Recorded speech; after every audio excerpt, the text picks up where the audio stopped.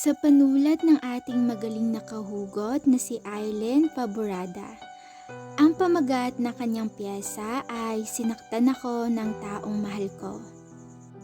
Akala ko ang mga pangako mo'y totoo, ngunit mga pangako mo'y napako.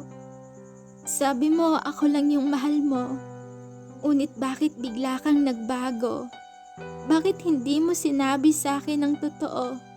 Kung ano nga ba yung laman ng puso mo? Mahal, ako pa kaya ang nilalaman nito? O di kaya may iba ng laman ng puso mo?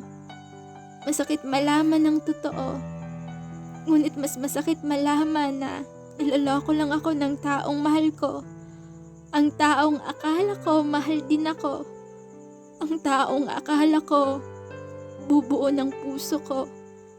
Ngunit nagkamali ako. Akala ko lang pala. Dahil ikaw pala ang wasak ng puso ko. Nagpaalam ka at bigla mo akong iniwan.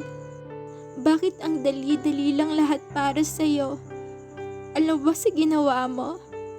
Nasasaktan ako. Nawawasak ang puso ko at durog na ako.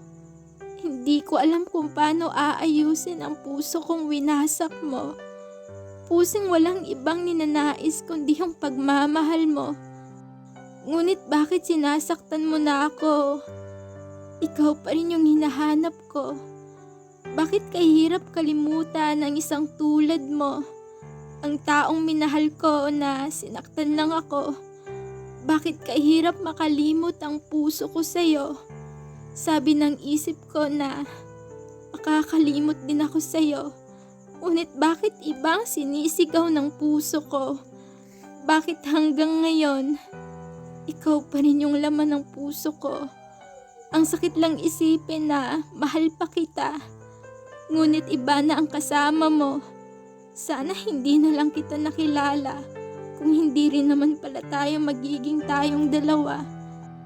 Hindi na sana kita minahal kung sasaktan mo lang ako. Kasi ang hirap na tanggalin sa puso ko. Dahil hanggang ngayon, naaalala ko pa rin ang mga pangako mo. Mga pangako na akala ko panghabang buhay ang pag-ibig mo. Pangakong akala ko kailanmay hindi magbabago. Ngunit ikaw ay nagbago at sinaktan mo ako. Kaya nais kong kalimutan ka. Mahirap mang gawin pero pipilitin ko. Pipilitin ko na hindi na masaktan ang puso't damdamin ko.